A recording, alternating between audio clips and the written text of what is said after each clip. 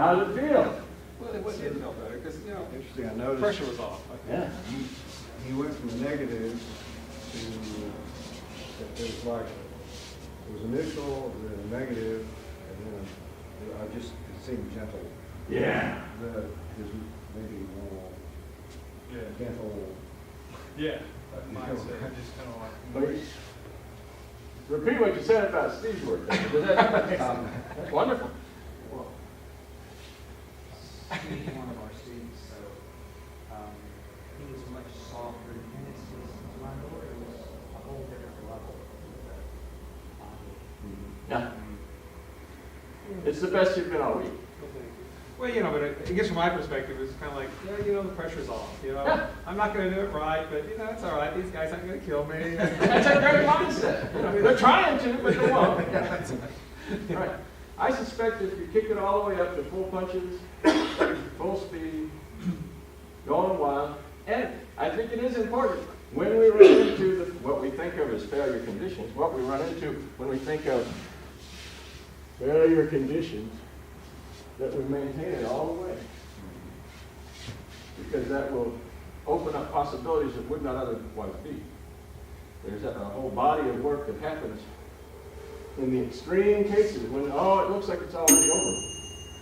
But it's not. You kill him. Yeah. That might actually stop the whole malice idea when you do one-on-one Randori. Exactly. That, you know, shit, he got me. Well, I'm Right. You know, Jack. No, Getting you God got is me. like, Thank you. Oh, sweet. What a wonderful throw you just got. Yeah. Exactly. Well, Okay. Exactly. From real experience, I think it really will work because there's at least two different occasions. I mountain bike ride. Mhm. I'm stupid, but I do mountain bike ride. I think And so I'm going down the trail, and the sun goes across a real deep, unexposed rut. And this happened on two different occasions, and I don't see it, and I'm trying to catch him. And he stops to try to tell me, you know, hey, there's this thing here, it's just this hidden hole. So I go into it, and I find myself upside down, and I'm in this positive, and I just look at him, and of course, we fall a little bit in this martial arts. So I'm just real relaxed and look at him, have a positive attitude, and just do a complete flip and just soft and relaxed. If I'd have freaked out, I'd have broken something really bad. Right. So as you pointed out, if you're attacking and you're in a terrible position and you've got this love, no mind, I can tell you from those two experiences, being upside down on a mountain bike in the air and having no fear, Yeah. because of the falls in this martial art that we did, I think has saved my hiney. Yeah, I think so On too. two different occasions. I have taken real falls in the real world when I know for a fact that what was in my mind was neutral, and when I know what was in my mind was, and when I know what in my mind was laughing about it as it happened. And all the ones I was laughing about as it happened, I get up and just keep laughing and feel fine. Yeah. The last time I had to, I stepped in a hole in the dark 2 years ago, and I was crippled up for 3 days. I couldn't hardly stand up straight. Neutral is just sort of, well, shit. You know? But I had one last night. I was walking out on the ice to the post to get the mail, and I wasn't going fast, and my feet got on that ice, and I was laughing about how my feet were trying to get purchased. As it began to go, I started thinking, this is just the most ridiculous feeling my feet are. Bam! And I was still laughing when I hit it. And got up. Fine. No shock. But I do remember distinctly the sensation of stepping in that hole. In the dark, stepping in that hole a couple of years ago.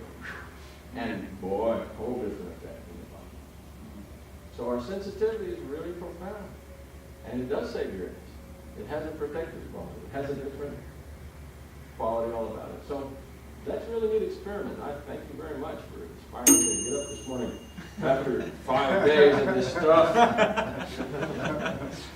Sit there and think, what in the hell am I going to say this morning? I have nothing. Oh my God.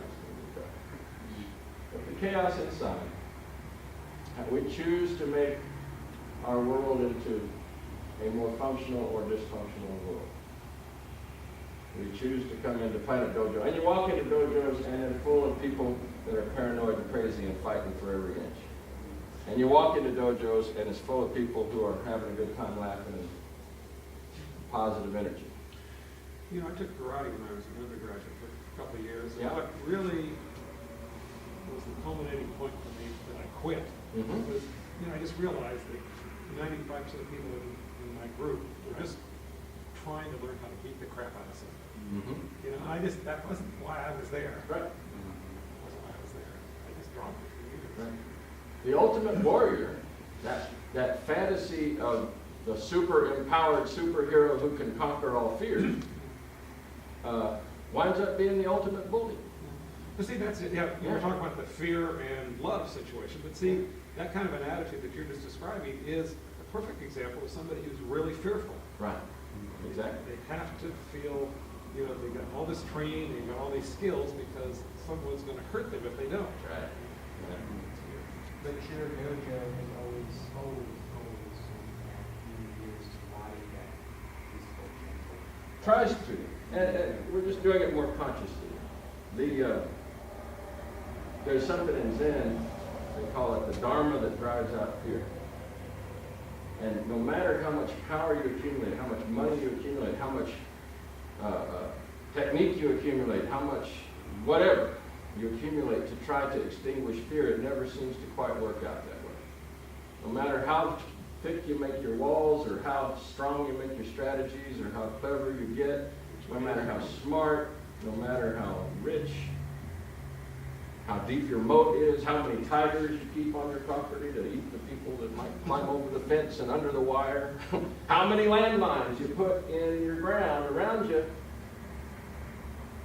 the fear never goes away. The thing that extinguishes fear is turning around inside yourself and letting something go, not holding on to something. The thing that makes the fear go away is never about this. It's always about this. Even no fear than fear itself. Mm. Well, and you know, they talk about this all the time in kids' movies. I just had this epiphany. Well, love conquers all. Mm.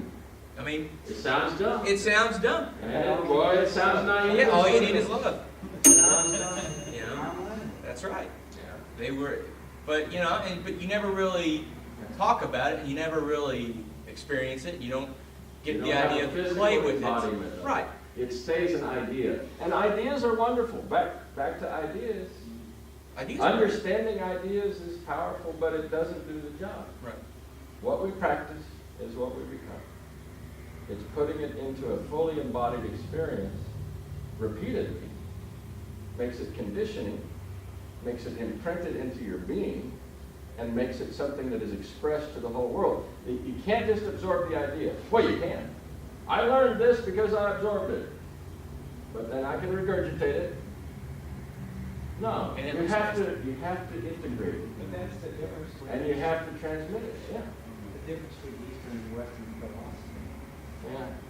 Put it into your actual being, heavenly spirit. Hmm.